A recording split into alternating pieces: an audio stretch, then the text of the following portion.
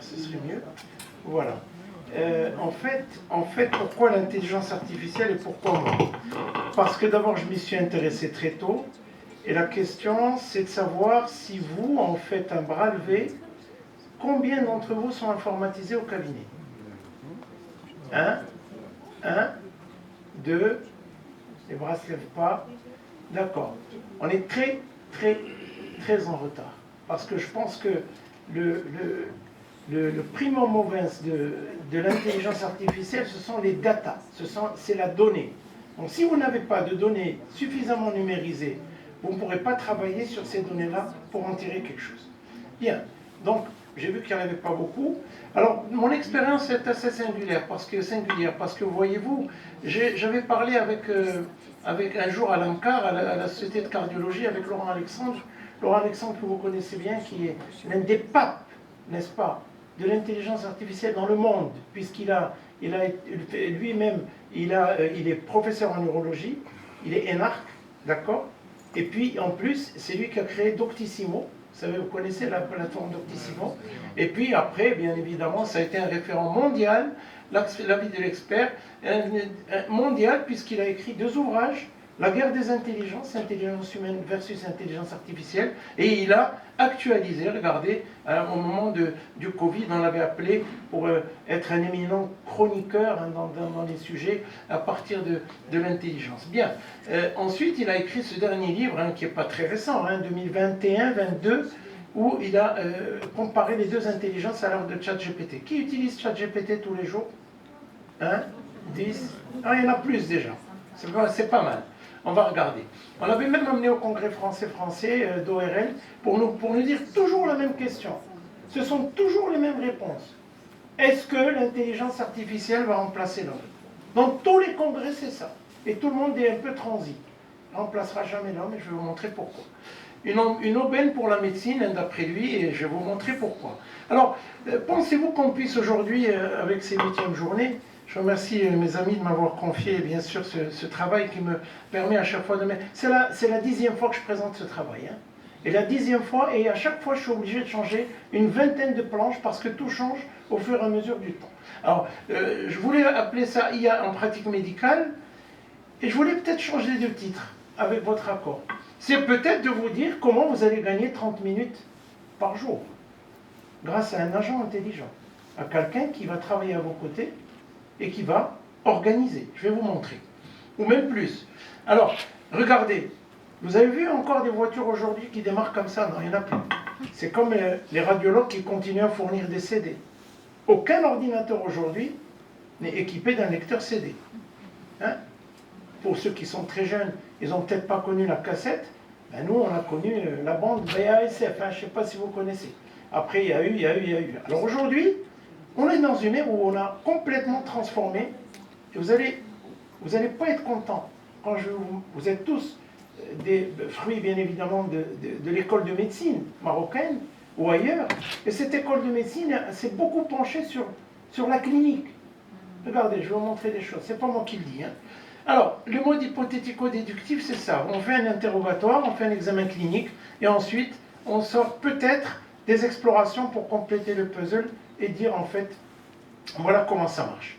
Alors, le grand souci, c'est ça. C'est que malheureusement, vous savez, depuis 2011, ça fait combien d'années 2011? 14 ans. Ça fait aujourd'hui 14 ans. 14 ans, une fois par trimestre en France, l'Académie nationale de médecine, elle pond avec les académiciens une soirée entière qu'elle consacre à la mort de la clinique. C'est-à-dire qu'en fait, aujourd'hui, la médecine qu'on a appris dans les années 80, 90, 70 pour certains, elle a complètement changé. Qu'on ne nous dise pas aujourd'hui qu'on va continuer à examiner l'oreille comme on l'a examiné avec un spéculum et une lumière frontale. C'est fini. On n'est pas à 2 modes hybrides. On a des modes qui sont dans l'évolution. Aujourd'hui, on n'opère plus de la même façon. J'ai vu avec beaucoup d'intérêt la communication du professeur Lezrak. Nous, on a la même chose en otologie. Aujourd'hui, on est de plus en plus nombreux à opérer l'oreille uniquement avec une caméra. Vous ne pouvez pas imaginer ce que c'est. Alors, opérer un ventre en mettant une caméra et en voyant ce qui se passe, ça change un peu beaucoup de fondements dans la stratégie, dans la manipulation, dans la gestuelle, dans beaucoup de choses. Donc bien sûr, il y a un cours d'apprentissage. La deuxième chose, regardez, premier bouquin, deuxième bouquin, troisième bouquin. La clinique et la relation médecin-malade aujourd'hui. Qui c'est qui continue à... Les dossiers de radiologie, d'échographie. Nous, vous pensez qu'on opère une thyroïde en palpant la thyroïde, en disant il y a un nodule, machin? Jamais. On opère sur une échographie, une classification, une cytoponction. Où est l'examen clinique là-dedans? Je ne veux pas dire qu'on ne soit pas clinicien, mais je vous dis qu'il y a des choses qui sont en train de tourner, c'est sûr. Ensuite, regardez, qu'est-ce qu'on dit? Chapitre 1, page 7. Regardez ce qu'il dit. La relation médecin-malade, néanmoins la clinique qui inclut en son sein la relation médecin-malade, doit aujourd'hui être totalement repensée. C'est vrai, les choses, vous les voyez d'un autre angle. Pas la même chose. De toute nature, les technologies qui contribuent à la précision et à la certitude du diagnostic. C'est fini. Vous allez tomber. Aujourd'hui, avec une radio pulmonaire. Quoi?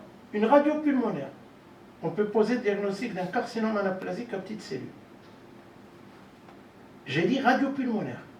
Il n'y a ni ponction transpariétale, ni lecture anapathe sur uniquement une radio pulmonaire. Je vous montrerai comment. Voilà. Alors, bien sûr, il faut repenser la clinique. Alors qu'on ne fasse pas dire que je ne suis pas clinicien, c'est pas vrai. Ça, c'est ce qu'aujourd'hui, on entend. C'est exactement ce qui se passe au fil du temps aujourd'hui. Et la téléconsultation, c'est la médecine d'un autre ordre. D'un autre ordre. Qui examine quelqu'un à distance? Personne. On lit plutôt un dossier. On a des machines qui sont des gadgets. Oui, allez, prenez la tension, prenez, etc. à distance. Mettez une petite caméra dans l'oreille pour qu'on voit le tympan. C'est du pipeau. Mais ça se fait beaucoup plus sur dossier, sur des éléments qui sont radiologiques ou biologiques, et la décision naît de cela. Voilà. Bien, ensuite, l'examen clinique, on se demande où est-ce qu'il est. Bien. Vous avez deux notions. La digitalisation de la médecine, vous le savez. Les personnes aujourd'hui qui naissent à la faculté de médecine n'apprennent pas de la même façon qu'il y a 35 ans comme nous. Nous, on ne regardait pas YouTube, on n'avait pas les universités en ligne, on n'avait pas toutes les méthodes pédagogiques qui sont aujourd'hui des méthodes extrêmement probantes, le Serious Game et j'en passe, les Écosses et d'autres, bien qu'on ait commencé avec le professeur Yalouchi, les ESSO, mais regardez. Et aujourd'hui, on associe la puissance informatique à la technologie. Et ça donne, non pas une évolution, mais réellement une révolution. Aujourd'hui, quand quelqu'un nous dit l'intelligence artificielle, oui, j'ai peur, c'est qu'il n'a pas encore compris que le vent était en train de tourner. S'il ne prend pas un train en marche, voilà, je vais vous montrer, vous allez voir. Et les médecins sont réfractaires au changement. Ça, c'est invraisemblable. Quand on dit à quelqu'un, écoute, il faudrait que tu commences à numériser tes dossiers, mon Dieu, c'est un travail énorme. Alors que non. Il y a une technique, il y a une méthode, et la technologie aidant, ben ça se fait au fil du temps. Voilà. Alors, savoir que c'est complexe et que c'est énorme comme travail, parce qu'aujourd'hui, vous savez, les Français se plaignent énormément de toutes les tâches administratives. La lourdeur administrative qu'ils ont, vous ne pouvez pas imaginer. Nous, on a encore le luxe de faire signer et remplir les mutuelles par nos assistantes. Qui c'est qui ne le fait pas? Par contrainte de temps. D'accord? Eux, ils font tout. Ils se tapent les exemplaires, parce qu'il y a plusieurs exemplaires qui sont au papier carbone à remplir, à taxer, etc. Donc, c'est un peu plus compliqué. Les tâches administratives sont pesantes et on va demander aux médecins, regardez, comment ils jugent, c'est une méta-analyse sur une centaine, 150 médecins qui ont été pris au hasard, combien en sont informés et combien n'en sont pas. Regardez ce qui se passe. En fait, eh bien, la majorité, la moitié disent qu'ils ne savent pas ce que c'est. Ils entendent parler d'intelligence artificielle, mais bon, ils ne savent pas plus que ça. Eh bien, est-ce qu'ils craignent que cette intelligence se substitue à eux? Regardez, ils sont inquiets. Eh bien, ils sont peu inquiets. C'est-à-dire qu'en fait, ils savent qu'ils vont continuer à tenir les manettes. D'accord? Bien. Est-ce que l'IA vous libérera des tâches administratives? Oui. Qui écrit encore des comptes rendus à la main? Personne? Personne? Personne? On a vu des patrons à nous dicter. Et le dictaphone, hop, vous donnez ça à la secrétaire. C'est ce que font les radios aujourd'hui. Et c'est fini tout ça, parce qu'ils ont maintenant des logiciels qui, avec des reconnaissances vocales qui vous permettent de... Qui écrit encore des courriers à des correspondants, encore à la main, en disant merci madame de m'avoir confié mon Dieu. D'accord, c'est fini tout ça. On va sur ChatGPT, on va écrire des prompts. Vous savez ce que c'est que des prompts? Les prompts, vous savez ce que c'est? Les prompts, c'est la consigne que vous allez donner à ChatGPT. Quand vous lui donnez une consigne qui est barbante, qui est un peu vaste, il va vous proposer une quinzaine de jets. Hein? Voulez-vous que je vous donne quelque chose de plus académique? Oui, non, etc. Après, il va falloir faire un choix. Donc, vous faites un travail. Là, maintenant, il y a des techniques pour apprendre les prompts. Il y a des bouquins pour avoir des prompts qui sont complètement dans l'air du temps, c'est-à-dire les plus succincts, avec une réponse. Et celle que vous allez utiliser. Compte rendu, un collègue qui m'envoie un malade pour une péritonite. En donnant l'âge, etc. Bon, tout est prêt. Vous appelez, vous dites compte rendu de péritonite, enfant de 5 ans adressé par, tac, vu dans un tableau clinique, et dans la seconde, vous avez le compte rendu qui est pondu avec même votre signature. Vous voyez, donc ça facilite, ça automatise énormément de choses.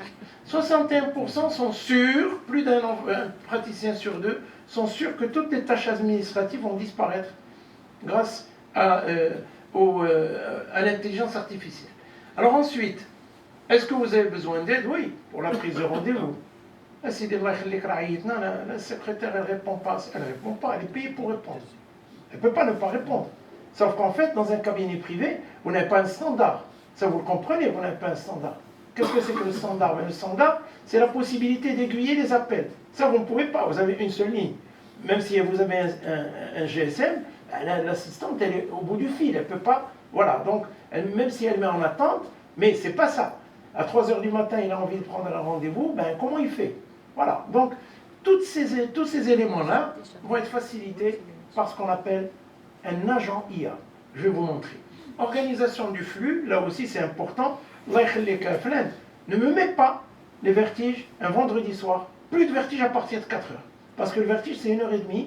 Je dois le voir, l'examiner, faire des courriers, faire des explorations. Et si j'en ai 3 d'affilée, c'est plus possible. Donc, quand il va demander pourquoi vous venez, un vertige, ben, il va vous le donner, vous donner le rendez-vous en fonction de ceux qui prennent avant et ou après.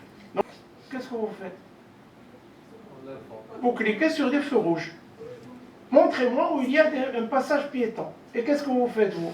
Vous cliquez. Vous êtes nul. Parce qu'en fait, qu'est-ce que vous faites? Ben, vous êtes en train d'alimenter le deep learning de Google. Parce que Google se sert de votre intelligence qui est humaine en ayant maintenant beaucoup plus d'informations. Et plus vous allez lui donner d'informations, et plus il va apprendre. C'est ça le deep learning. Regardez ce qu'il fait. Il va tout simplement, ça c'est ce qu'on appelle le learning, ce n'est pas l'intelligence artificielle générative, on va voir.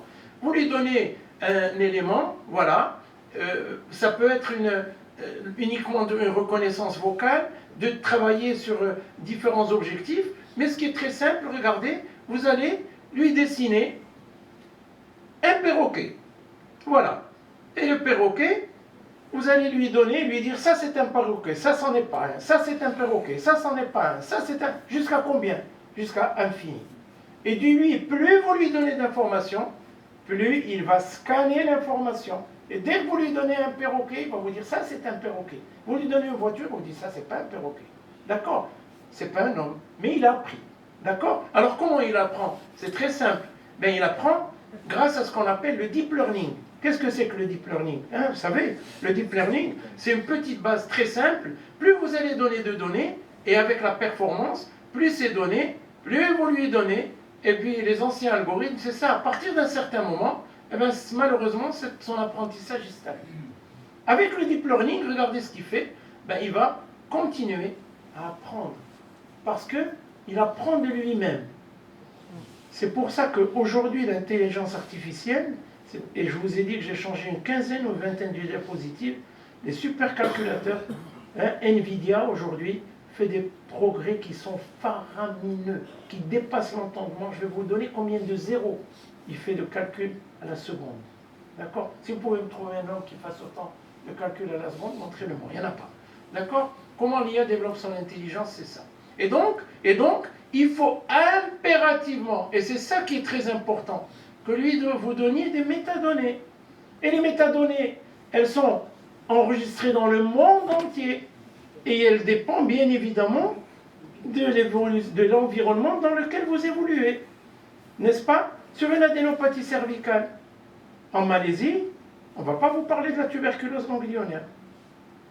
Mais par contre, si vous prenez des données européennes où ils n'ont que la tuberculose qui est apparue uniquement grâce au sida, ben, si vous pompez les données de l'algorithme français sur les données de l'adénopathie au Maroc, il ne vous donnera jamais ganglion tuberculeux.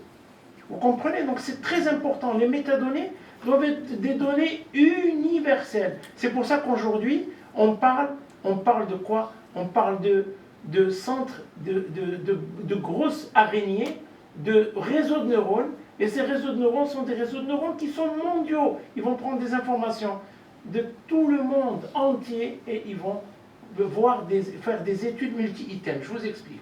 En omnipratique, regardez ce qui se passe. On a des tonnes. Aujourd'hui, on continue encore à avoir des médecins généralistes qui ne regardent pas le tympan. Ils n'ont pas été formés pour. On ne leur en veut pas. Même les pédiatres. Il y en a beaucoup qui ne savent pas voir le tympan. Mais ce n'est pas grave. Imaginez demain. À quoi ça tient? Ça tient qu'il y a des otites séreuses qui passent inaperçues, des rétractions du tympan, on arrive à un cholestéatome à l'âge adulte, et ça crée des soucis. Donc tout ça, si on veut gagner sur la médecine préventive, qu'est-ce qu'on fait? On va montrer des milliers, par des experts, des milliers d'images d'oreilles en disant, ça sont des otites, ça s'en n'en pas, voilà comment elle mange du marteau, voilà comment, etc., etc. Vous allez donner autant d'informations pour nourrir le réseau de neurones, de façon ensuite, dès que vous avez l'omnipraticien, il prend l'image, il envoie l'image à l'informatique, et le gars lui dit, c'est un cholestéatome. D'accord? Voilà comment, aujourd'hui, on peut, bien sûr, ça affaiblit un peu, si vous voulez, tout ce qui est technicité et réflexion de l'être humain. Mais au moins, il n'y aura pas d'erreur. Parce qu'on sait que l'examen du tympan n'appartient pas au médecin généraliste. D'accord? Parce qu'il n'est pas équipé et il n'a pas été formé pour ça. Voilà, donc, aide au diagnostic important. Voilà, on a tout dit. Et ça, j'ai tout ça, mais il y a le double encore qui est sorti depuis. La médecine et moi, la machine, révolution de la médecine du futur, comment l'IA transforme votre avenir, mais vraiment tout. Et les grands bouquins, c'est Cédric Villani qui les a écrits, les voilà, vous voyez, le fou mathématicien là, avec la même chose, qui a fait du très bon travail, spécialité par spécialité, que je vous recommande. Alors, bien sûr, Laurent Alexandre, regardez, jusqu'où tous les spécialistes s'en mêlent. Et ce qui est bizarre, regardez, partout on en parle. Qui c'est qui en parle aujourd'hui? Toutes mes nièces et mes neveux qui sont en médecine et qui ne savent pas quelle spécialité. Qu'est-ce qu'ils me disent? Tonton, quelle spécialité on fera qui ne sera pas bouffée par l'intelligence artificielle de demain? C'est aujourd'hui une réalité. La radiologie, la NAPAL. Je ne veux pas citer d'autres spécialités. Elles ne vont pas disparaître, mais elles vont devoir se réorganiser autrement. Aujourd'hui, tout le monde dit une radio, une intelligence. D'ailleurs, aujourd'hui, vous avez des IRM qui sont équipés d'une intelligence. Oui, c'est pas grave. Allez, voilà, vous voyez, quel choix de spécialité pour les jeunes. La machine et le praticien, une crainte de débordement. L'IA doit aider le médecin, mais pas le remplacer ni le commander. Et regardez, l'IA ne va pas palper un abdomen ou examiner un genou. Mais est-ce que c'est important de palper un abdomen? Alors là, vous allez avoir les cliniciens qui vont se lever et pour dire, on a des éléments. Si on a des dossiers radiologiques et des examens, c'est ce que vous disiez tout à l'heure le professeur Zach, effectivement, avec des instruments, on ne parle pas de la même façon qu'avec une main quand on est habitué. Faut-il en avoir peur? Rappelez-vous, Rappelez-vous du monstre qui s'est retourné, un Frankenstein qui s'est retourné contre la machine, peut-être se retourner contre l'homme. Super intelligence, regardez. Vous connaissez ce fou. Il a dit qu'attention, elle est encore plus grave que l'arme nucléaire. Et c'est vrai. Regardez ce qui se passe dans le monde. Regardez ce que l'IA fait, qu'est-ce qu'elle pervertit comme conflit au niveau des fakes. Vous vous rendez compte qu'elle va vous mettre Donald Trump, d'accord, avec la voix d'Emmanuel Macron, et faire dire dans le visage d'Emmanuel Macron avec la voix de quelqu'un d'autre, et c'est des choses invraisemblables. Aujourd'hui, vous avez l'intelligence artificielle qui attaque tous les terrains. Il n'y en a pas un seul. La musique aujourd'hui. Vous savez que Deezer, aujourd'hui, Spotify, 47% de leur musique embarquée sont des musiques créées par l'intelligence artificielle. Et personne ne le sait. D'accord? C'est-à-dire, bon, je pense donc je suis. C'est toujours l'homme qui décide. Bon, on va voir. Alors, c'est vraiment l'or aujourd'hui, l'or noir du 21e siècle, c'est pas ce que vous savez, ben c'est la data. Tout le monde se bat pour la data, n'est-ce pas? Les centres de e-commerce, vous rentrez sur Facebook, tac, tac, tac, vous échangez, vous cherchez, dans la seconde, vous avez une bannière qui passe à côté, ou la TMU qui vient de s'ouvrir et qui vous dit, tiens, ben on a pensé à vous. Qu'est-ce qu'on a pensé à toi? Ça va peut-être chauffer, d'accord? Et bien évidemment, s'il vous plaît, je ne sais pas si j'ai le son, qui c'est qui se souvient des... Vous vous souvenez de ça? Des envahisseurs. Vous vous souvenez? Ils sont venus de loin, etc. Les ovnis, Richard Kimball. Eh bien, c'est pas Richard Kimball. Les envahisseurs, c'est ceux-là. Les voilà, ils vous attendent. C'est le monde qui est en train de se battre pour la donnée. Qui aujourd'hui a la plus grosse base de données du monde? Qui? Jeff Bezos. C'est Amazon. Amazon qui a acheté des villes américaines entières pour y mettre des silos de données. Il a des serveurs où il n'y a que de la donnée. Parce que c'est ça qui est le plus riche aujourd'hui. C'est celui qui va être le plus influent dans le monde. Et ils sont en train de se battre. Et en fait, ces GAFAM, vous savez ce que c'est GAFAM, hein, Google, Amazon, Facebook, etc. Et BATX aussi, les Chinois. Et les GAFAM sont là, et puis les autres sont là. Ils se battent. Qui c'est qui va gagner? Vous savez qui? Ben, moi je sais qui va gagner. Regardez. La plus grosse révolution qu'a connue l'humanité, eh ben, c'est Kei Fu qui est chinois, et qui vous explique, il est taïwanais, mais il vous explique dans ce pavé comment et pourquoi la Chine va être la suprématie du monde dans le domaine de l'IA. Vous savez qu'ils ont gagné le combat de l'électrique, vous le savez là. Vous savez que les voitures allemandes, toutes les voitures dans le monde, ont signé un consortium. Ils arrêtent l'électrique, vous le savez. Ils arrêtent l'électrique, plus aucune voiture électrique, ni allemande, ni chinoise, ni rien. Pourquoi? Ben non, parce qu'ils ont 50 ans d'avance dessus, et c'est terminé. Ils ne pourront jamais rattraper, donc ils vont porter part de marché, ils vont se mettre encore à l'essence, et peut-être à l'hybride, mais certainement pas à l'électrique. Ben regardez, vous savez ce que c'est qu'une licorne en termes d'entreprise? Oui, non? Une licorne. Une licorne, c'est quand vous arrivez à faire des levées de fonds qui vont d'1 million de dollars. D'accord? Ou 1 milliard, je vais le voir. C'est énorme. Et pour pouvoir faire ces levées de fonds, dès que vous le faites, ben vous êtes coté et c'est ce qu'on appelle une licorne. Eh bien, Kei Fu Lee, regardez, lui-même, cette start-up déjà, et qui a été valorisée à 1 milliard de dollars, excusez-moi, c'est 1 milliard de dollars. Et donc, regardez ce monsieur, et les autres, voilà son intelligence, et c'est pas tout, ils se battent tous, regardez ce qu'a dit, comment il s'appelle, Bill Gates, qu'est-ce qu'il dit? Ben, il dit que la quatrième révolution est là, elle est enclenchée. On a la technique, d'accord, et la physique. Quand vous mettez physique et technique, ben, ça donne la révolution numérique, et c'est la révolution industrielle, la quatrième. Hein. Et on va voir pourquoi. Regardez, la première c'était la vapeur, la deuxième l'électrique, la troisième l'automation, et la quatrième, c'est certainement, vous le voyez bien, c'est la révolution de l'intelligence artificielle qui va être partout. Et ceux qui n'ont pas compris ça, ils sont un peu loin. Alors qu'est-ce que c'est que l'intelligence artificielle? Je crois que ça en va passer. C'est quoi? Kezako? Ben, la première des choses, c'est en fait essayer de faire que les machines raisonnent comme l'homme, ou réfléchissent comme l'homme. D'accord? C'est ça l'intelligence artificielle. Et quand on dit artificielle, c'est deux choses. Il y a d'abord l'intelligence, qui est une capacité mentale et cognitive à évoluer dans un environnement. Et elle est artificielle, c'est tout simplement qu'elle n'est pas humaine. D'accord? Voilà ce que c'est que l'intelligence artificielle. Et donc, regardez, vous prenez au niveau d'un calculateur, ben vous essayez de le faire penser et agir comme un homme, comme un être humain. Bien. Et donc, ça va être des simulations. Il y a en fait deux types, le deep learning, et vous avez à côté le système qui est le système encore plus poussé que le deep learning, c'est le système expert. Regardez ce qui se passe, puisque celui-là, regardez, celui-là il apprend par expérience, mais celui-là il va commencer à prendre des décisions. Vous vous rendez compte? Vous vous rendez compte que aujourd'hui les robots, j'ai entendu les robots, on en a encore en ORL aussi, on en a beaucoup pour la cavité buccale, et les robots aujourd'hui n'opèrent pas. ils opèrent à distance. On leur fait faire, on les manipule à distance. Ils ne sont pas encore, ils n'ont pas encore été formés pour répondre à des situations données. Le jour où toutes les situations sont intégrées, il opérera tout seul. Au moment, il n'arrive pas encore à réfléchir. Il ne mime que ce qu'on lui demande de faire. Bien, ça c'est le machine learning, là, je crois que je vais passer dessus rapidement. Hein. Voilà. Et voilà, pour vous dire, regardez s'il vous plaît, regardez combien d'opérations par seconde. 3352 trillions d'opérations par seconde. Ça c'est le dernier, ça c'est, et je ne suis pas récent, janvier 25, Nvidia, la dernière puce, hein, c'est ce qu'on appelle les supercalculateurs. Terminé, vous posez une question dans la seconde.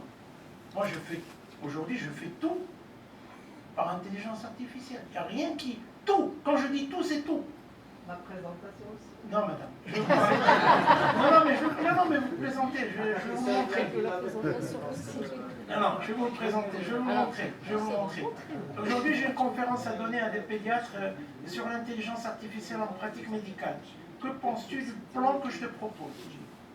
Il me dit, c'est très bien, mais bon, tu sais, est-ce que les pédiatres sont au fait de... Et donc, vous commencez à avoir un mentor, un tuteur, quelqu'un qui va en fait vous aider et interagir et qui va vous faire réfléchir. Voilà. Mais après, on parlera de la présentation pour point de cible. Je viens d'arriver de Fès où j'ai fait une journée de certificat de pédagogie, comme j'avais fait avec Zap, aux nouveaux professeurs de médecine et d'autres, hein, sciences humaines, ingénieurs, chimistes, etc., pour apprendre à prendre la parole en public, à présenter, etc. Non, c'est pas, vous perdez le bénéfice de l'euphorie, parce que quand on présente et quand on travaille sur sa présentation, on est très content de le faire. Et donc, quand on est très content de le faire, c'est pour ça que je vous ai dit, j'ai je ne sais pas combien de présentations, il n'y en a pas une qui ressemble à une autre, parce que moi, je ne gagne rien à refaire la même chose. D'accord? Regardez le réseau de corrélation, plusieurs neurones. Et donc pourquoi? Ben voilà pourquoi, vous allez le comprendre. Parce que le cerveau chauffe. Il en a marre, il n'en peut plus. Moi, il y a 10 ans, j'ai opéré le malade, je montais, je sortais l'ordonnance, j'écrivais le nom. Et l'infirmière de l'étage, elle me disait, oh, il a le malade et il arrive à se souvenir du nom de chaque malade, etc. Aujourd'hui, je le vois le matin, je suis incapable de reconnaître le nom. Et c'est la règle. En fait, parce que le cerveau est saturé, il chauffe, il y a trop d'informations dans tous les sens. D'accord? Le cerveau humain est trop lent et beaucoup plus précis. Et donc le duel n'aura pas lieu. Il faut pas comparer aujourd'hui l'intelligence humaine et l'intelligence artificielle, puisqu'on n'est pas similaire dans la capacité du traitement des données et de l'information. Ça, je vous l'ai montré. Savez-vous ce que c'est un agent intelligent? C'est ça. C'est celui qui va travailler pour vous. Je vous en ai parlé tout à l'heure, j'ai mis au cabinet, je vais faire quelques petites démos. C'est très simple et très sympathique parce que une fois que vous l'avez, ben, ça vous facilite le travail. Voilà, 2 rubriques, tout ce qui est administratif, et la seconde rubrique, c'est celle qui est celle des soins. Comment numériser, comment digitaliser, comment automatiser le côté administratif. Ben, le côté administratif, on y est, voilà, le planning intelligent, jour de semaine, les créneaux, la durée des plages, intégrer l'urgence au planning, rappel par SMS le jour même. Tout ça, il vous faut une armada de 10 personnes pour faire ça. Hein, ou sinon, il faudra qu'elle travaille jusqu'à 22 heures, c'est pas possible. Donc quand vous faites ça et que vous le paramétrez, c'est fini. Il ouvre un jour de consultation, il sait que vous n'êtes pas là, il dit, oh, un site,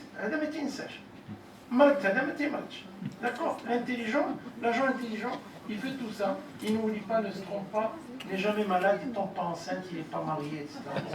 Ça c'est bien, parce que les femmes, elles sont... Pour le moment, mais on verra bien, puisque maintenant ils n'arrivent pas d'écouter. Automatisation des tâches, automatiser, c'est surtout gagner du temps pour soi.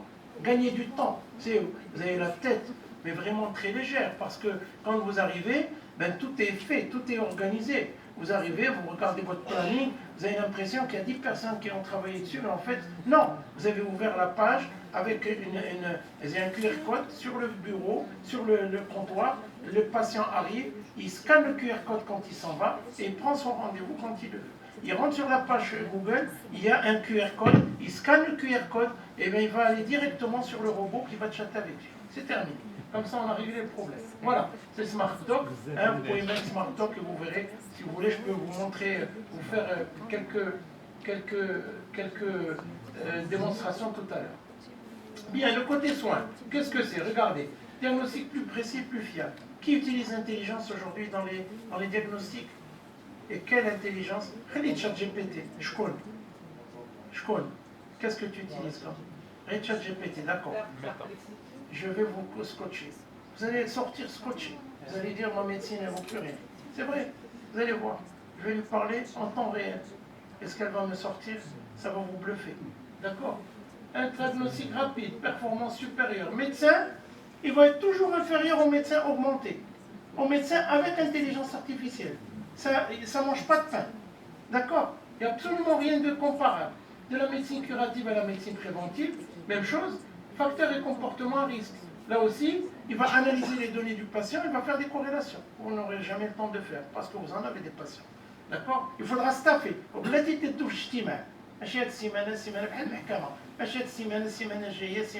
Et en fait, et tous les jours, vous avez des cas cliniques encore plus compliqués. Vous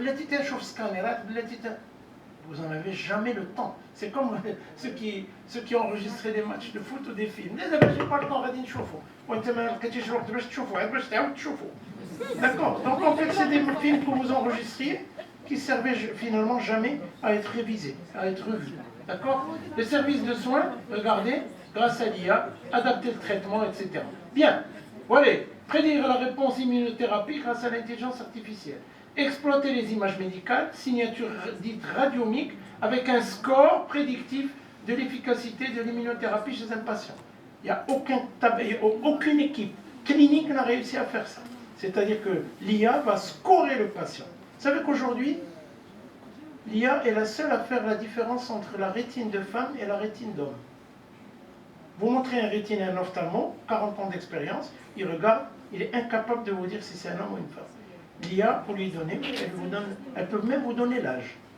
Vous savez pourquoi? Parce qu'en fait, le spectre du visible chez l'homme n'est pas celui de l'intelligence. L'intelligence, vous lui donnez une photo, dans la photo, il y a une trame, et en fait, elle va la détramer. Et en la détramant, elle voit des choses, vous allez lui dire, aspect de rétine d'une femme 58 ans, aspect, vous allez la nourrir, et puis après, elle, vous lui donnez une rétine, et bien elle va savoir que c'est une femme. D'accord? Ce que ne pourra pas faire l'homme. Vous savez que la FDA a accepté aujourd'hui l'utilisation de l'intelligence artificielle dans les rétinopathies diabétiques. Vous le savez ça. Aujourd'hui, c'est acquis, c'est acté. D'accord? Voilà. Allez, on va s'amuser. Ça, vous savez par qui ça a été développé? Par un Marocain, au MIT, Massachusetts Institute of Technology, à Boston, à Harvard. D'accord? Et moi je vous le conseille de l'avoir maintenant, il vient de sortir, heureusement pour nous, sur Google Store, Play et Apple Store, c'est Vera Health. Hein? Vera Health, regardez, je vais lui parler, s'il vous plaît. Voilà, j'arrive, je lui dis quelqu'un a une migraine vestibulaire, s'il vous plaît. Vous savez, dans la médecine, vous avez des données toutes nouvelles. Nous, qui faisons partie de la génération qui est une génération ancienne, forcément, nous ne savons pas tout sur les nouvelles données. Il y a des choses qui nous dépassent. Par exemple, la migraine vestibulaire, on ne sait pas vraiment quel est le bien fondé de cette migraine. Il suffit d'avoir une migraine et avoir un jour un vertige. On dit, ah ben tiens, c'est peut-être une migraine vestibulaire. Mais on ne sait pas vraiment comment la soigner et de quoi elle... Regardez, je vais poser la question. Écoutez, s'il vous plaît.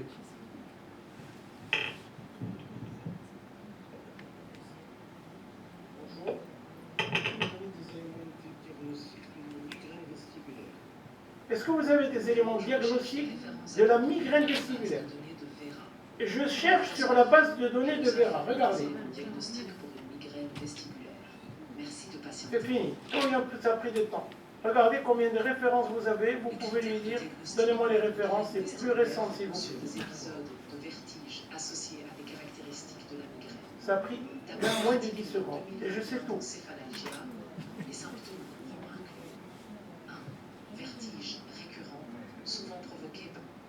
Terminé. Deuxième. C'est un gosse qui arrive avec une aplasie d'oreille. Ah voilà, mon Dieu. Ça a changé du moment où j'ai été formé à maintenant, ça a dû changer 10 fois. Il faut mettre un bas pour que le développement de la parole se mette en place, donc il faut lui mettre un implant à conduction osseuse. Par contre, il faut que là, le temps osseux, il faut le laisser, surtout après le temps plastique, parce que dans le temps plastique, on va faire des lambeaux de rotation et ça peut gêner, etc. Vous ne savez jamais rien. Il y a des équipes qui se battent en duel comme ça. On pose la question. Voilà. Voilà, même chose.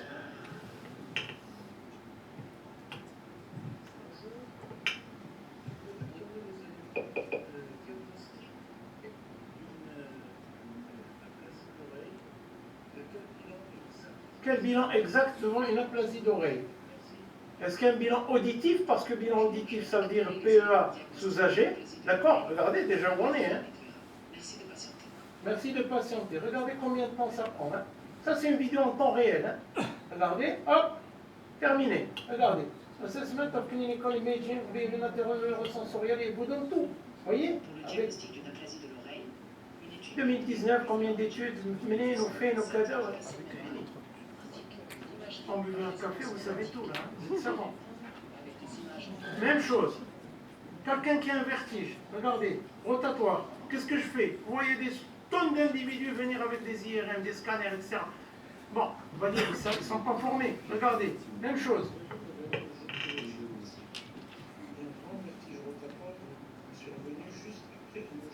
Voilà. J'ai par exemple quelqu'un qui vient me dire, ah, je vais arrêter, ça c'est intéressant.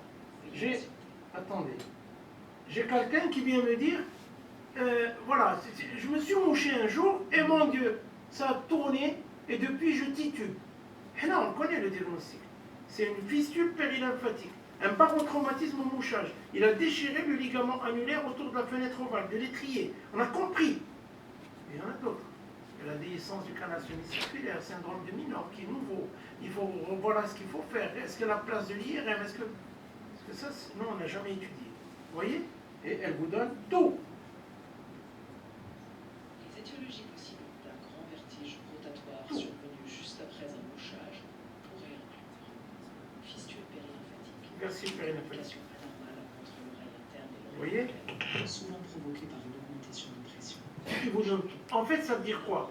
Ben, ça veut dire quand vous avez des situations comme ça, où franchement, vous avez peur parce que vous n'allez pas faire ce qu'il faut. Et dans le code de déontologie médicale, qu'est-ce qu'on vous dit? Ben, il faut servir votre patient au mieux en fonction des données des sciences les plus récentes. D'accord? Vous ne pouvez pas venir et traiter aujourd'hui encore avec un miroir de gloire et un spéculum comme on traitait au Moyen-Âge. Hein, c'est pas possible. En ORL, je vais vous donner des analyses. Regardez. Voilà, par exemple. Et imagerie, qu'est-ce qui est responsable du diagnostic? Ben, ça, c'est une longue discussion. Vous gaffez. Qu'est-ce qui prend la responsabilité? La machine ou l'homme? Forcément. Forcément, parce que c'est l'homme qui prescrit, parce que c'est l'homme qui opère, parce que c'est l'homme. Mais l'aide, la machine n'est qu'une aide, d'accord? Voilà, regardez, bridge to artificial, diagnostic des troubles de la voix, ça c'est, moi j'allais flipper là. Nous, on commence à le faire. Le malade arrive, il parle, ben vous dites, lui, s'il est fumeur, c'est un cancer de la corde vocale. Ça, vous le savez. Ah, celui-là, c'est un chanteur, il a la voix qui étouffe, ou elle est enseignante, ça doit être un kissing nodule. Ils ont un logiciel qui permet, avec, regardez, 4 ans pour mettre en place des bases de données de voix, vous le faites, hein, et il vous dit, ça c'est une voix neurologique. C'est même pas la peine de vous fatiguer, allez voir le neurologue, faites faire telle et telle et telle et telle, parce que c'est probablement une dégénérescence des locus, etc. Vous voyez? Donc c'est très important. Détection des troubles de la voix, il vous donne les cancers laryngés, la paralysie, les lésions bénignes, les AVC, la sclérose latérale, tout. Vous vous rendez compte de l'acuité au niveau de votre diagnostic. Ça ne veut pas dire que vous êtes mauvais. Hein? D'accord? Algorithme thérapeutique, la même chose. Bon, je crois que, même chose là aussi, hein, les audiogrammes, je n'ai pas voulu vous embêter. Ça, les mélanomes, aujourd'hui les dermatos, je ne voulais pas dire les dermatos tout à l'heure. Hein, les dermatos, avec leur dermatoscope, etc., ils sont un peu marrants. Vous envoyez la photo. Vous l'envoyez, et on vous dit, c'est un mélanome. Voilà ce qu'il faut. Vous vous rendez compte? Voilà. Oui, non mais c'est... لا ما زال الطراق ما كايناش ما نديرهاش عرفتك غتجي ما درتهاش. Et regardez combien il faut pour fider une intelligence. pour le nourrir. Regardez, 50 000 images qu'il faut de mélanomes vus par des experts, bien sûr. On ne plaisante pas. Ce sont des mélanomes qui sont vus par des experts. Peut-être opérés avec une preuve en pâte, avec.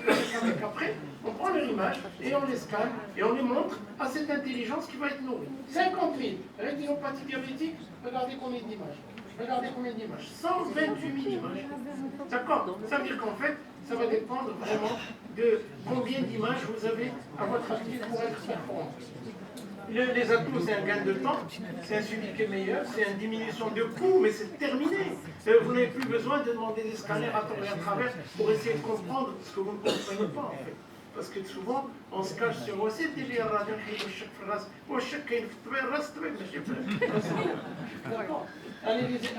plupart du temps, c'est ça. Alors, le praticien, est-ce qu'il faut craindre le praticien? Mais là, bien sûr, le médecin. Je ne suis pas médecin. Crainte, regardez les craintes. Attention. Les bases de données peuvent être biaisées, c'est ce que je vous disais tout à l'heure. Si vous vous servez d'une base de données qui a été vidée ou nourrie en Malaisie et que vous l'importez, vous n'avez pas le même environnement, le même système de santé. Vous savez que par exemple aujourd'hui, je ne sais pas si vous le savez, en Scandinavie, on ne traite plus l'angine. Oui, vous savez ça. On ne traite plus l'angine. Pourquoi? Ils n'ont pas de streptocoque. Streptocoque bêta-hémolytique n'existe pas en Finlande. Donc ils ne donnent jamais d'antibiotiques. Voilà, par exemple. Et donc, si vous prenez des données qui sont des données, c'est pour ça qu'il faut avoir des données qui sont universelles et pour que l'intelligence puisse comprendre. Erreur IA, bien sûr, il faut absolument comprendre que ce sont des algorithmes, tout ça. Passons à IA. Le grand problème, c'est ça. C'est maintenant pourquoi les gens ne volent plus les maisons. Ils volent les banques. Ils ne volent pas l'argent des banques. Ils volent les datas.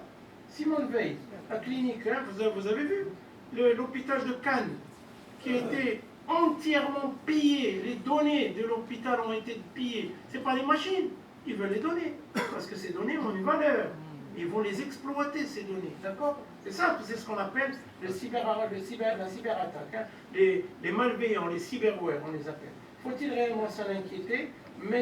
Médecin versus intelligence artificielle, ben, je crois que ce n'est pas nous. Hein. Le choc des puissances, il est à ce niveau-là. Il est beaucoup plus haut. Nous sommes des exécutants. Nous regardons avec émerveillement. Nous utilisons, vous voyez bien, le VRAL. Et la réalité, c'est ça. Vous le savez ça. Là maintenant, en Chine, on a mis en place une clinique qui est entièrement équipée d'agents intelligents, sans présence humaine. D'accord? Je peux vous en parler. Hein. J'ai été en 2018 invité pour opérer en Chine.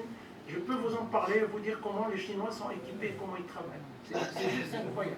La synthèse, la médecine augmentée, c'est pas ce qu'on appelle la médecine, l'intelligence artificielle. On parle plus de médecine augmentée. Il y a des défis. On parle de médecine hybride. C'est l'IA qui assiste le médecin sans le remplacer. Et bien sûr, il faut un équilibre parfait entre innovation et éthique médicale. Vous savez qui c'est qui va réchapper de ces histoires? Vous posez la question. Est-ce qu'il y en a un seul qui ne va pas se faire bouffer par l'intelligence artificielle? Il y en a. Vous savez comment on les appelle? Ceux qui vont s'isoler dans le monde. On appelle ça des survivalistes. Ils vont aller dans des contrées très lointaines, sans eau, sans électricité, parce qu'ils savent qu'il va y avoir une chute dans le monde du capitalisme. Ils le savent. Donc ils vont aller dans des endroits reculés. Ils vont manger tout ce qui est naturel. Ils ne vont pas voir la télé. Et c'est une vie. Voilà les survivalistes. Vous les voyez? Fin de la société, tout ce qui est voiture, tout ce qui est moteur, tout ce qui est essence, tout ce qui est hors noir. Et puis, avec les guerres qu'il y a, ils se préparent à une économie qui plonge, à des querelles intestines. Hein, et voilà. Et je pense que c'est la fin d'un système. Et personne aujourd'hui ne va aller forcément aller dans le côté des survivalistes. Je crois qu'on est tous dans le monde qu'on a et qu'on est, et on va certainement, il y aura une petite minorité de gens qui fuiront la réalité, mais sinon nous sommes autre chose que les survivalistes. Alors la médecine, c'est quoi? L'intelligence artificielle en pratique médicale, c'est quoi?